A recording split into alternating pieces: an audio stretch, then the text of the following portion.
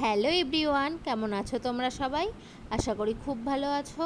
আমিও খুব ভালো আছি। আমার নতুন একটা ব্লগে তোমাদের স্বাগত। আজকের ব্লগটা এখান থেকেই শুরু করছি আর এইভাবেই শুরু করছি। তো চলো, সকালে ঘুম থেকে উঠে রোজকার যা কাজ থাকে সেই কাজটাই করে নিচ্ছি। বাসি ঘরটা আমি ঝাড় দিয়ে নিচ্ছি। আর আজকে বেশি কিছু কাজ ছিল না, শুয়ে বসেই আর কি কাটিয়েছি। তো এই যে ঘরটা আমি ঝাড় দিয়ে নিচ্ছি। আর কাজ ছিল না বলতে, আজকে একটা নিমন্ত্রণ ছিল, রান্না বান্না ছিল না। আর আজকে পঞ্চমী, তো মা ওখানে যাবে না খেতে, তো মার জন্য মা বললো আমি সিদ্ধপক্ষ ভাত করে নেব। তো এই যে এই ঘরের বিছানার চাদরটা অনেক কদিন হয়ে গেছে তোলা হয়নি আর কি। তো এই যে বিছানার চাদরটা কেচে তুলে রাখবো এটা, আর অন্য আর একটা বিছানার চাদর পেতে দিচ্ছি। আর এই ঘরে এত পরিমাণ টিকটিকি হয়ে যায় কেন আমি বুঝতে পারি না, প্রচুর টিকটিকি। এই বিছানার চাদর চেঞ্জ করতে গিয়ে দেখছি দুটো টিকটিকি নিচ দিয়ে চলে আসছে। কেউ যদি ওর উপরে শুয়ে পড়তো তাহলে টিকটিকি দুটো তো মারাই যেত। কি বলবো অবস্থা, এই ঘরে প্রচণ্ড টিকটিকি হয়ে যায়। তো এই যে বিছানার চাদরটা চেঞ্জ করে নিচ্ছে, অনেকদিন হয়ে গেছিলো, কেচে দিতে হবে। আর আমাদের এই সংক্রান্তিগুলো আমাদের এখন কদিন চলবে, এই পঞ্চমী সংক্রান্তি এরকম আর কি চলেই যাবে। আর আমার বাবার নেমন্তন্ন ছিল, তো সেখানে আমি আর বাবা যাব। আসলে হচ্ছে ওই নেমন্তন্ন বাড়িটা আমি একটা স্কুলে, আগে বেসরকারি স্কুলে যখন কাজ করতাম সেখানে ওই দিদিটা করতো আর কি। তো দিদিটার বাবা মারা গেছে, তো বাৎসরিকের নেমন্তন্ন ছিল। তো এর আগের বার তো আমি যেতে পারিনি, মা আর বাবা গিয়েছিল। এইবার আমি আর বাবা গিয়েছে, মা আর যায়নি। তো আমাদের পাড়ার আর দুটো দিদিদের ফ্যামিলিকেও বলেছিল, তো তাদের সাথেই আমি আর কি চলে গেছিলাম। আর বাবাও গেছিলো, বাবা একটু পরে গেছিলো, আর আমি ওদের সাথেই চলে গেছিলাম। তো এই যে বালিশের কভারটাও আমি চেঞ্জ করে দিলাম।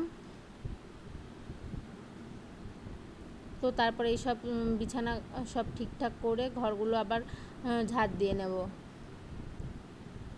সব ওইগুলো সাইড করে দিলাম, পরে কেচে দেবো। আর এত পরিমাণ গরম পড়েছে, প্রচণ্ড গরম পড়েছে, গরমের জ্বালায় আর থাকা যাচ্ছে না দেখে বিছানার চাদরটা পাড়ার সময় আমি ফ্যানটা অন করে নিয়েছিলাম। তারপরে হচ্ছে আমি ফ্যানটা বন্ধ করে আবার ঘরটা ঝাড় দিতে শুরু করে দিলাম। আর এই যে এইদিকে সব নোংরা হয়ে গেছিলো, আর এটা সরানো এতটাই সহজ, আমি তো সরিয়েই ঝাড় দিয়ে দিই এক এক সময়।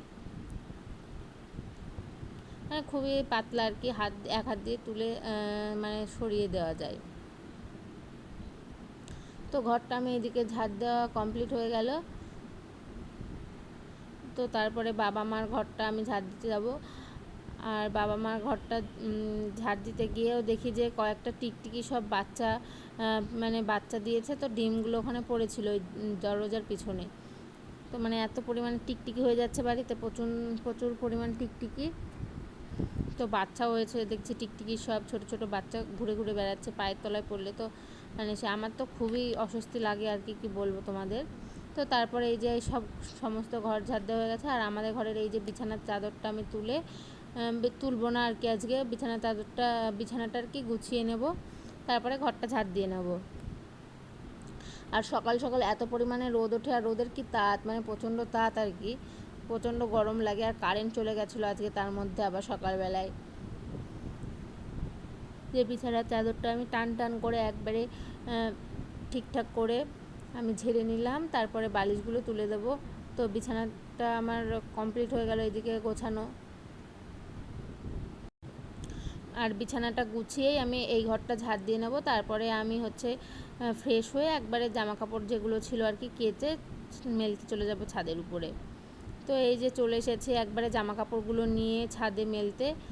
আর ছাদে এসে একটু দেখছি মেঘ হয়েছে, আবার রোদও হয়েছে, তার জন্য ক্যাথাগুলো এইদিকে মেলে দিলাম। আর এইদিকে সকাল থেকে সারাদিন রোদ লাগে, তো শুকিয়ে যায় তাড়াতাড়ি এইদিকে, তার জন্য ক্যাথাগুলো মেলে দিলাম মেঘলা মেঘলা দেখে।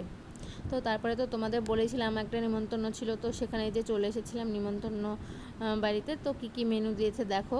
ফার্স্টে তো দিয়েছিল একটা পনিরের পকোড়া, তারপরে ভাত, ঘি, তারপরে একটা শুক্তো দিয়েছিল। আর রান্নাগুলো এত ভালো হয়েছিল, খুবই ভালো হয়েছিল। তো অনেক কিছু দিয়েছিল, তারপরে তোমাদের সাথে শেয়ার করা হলো না।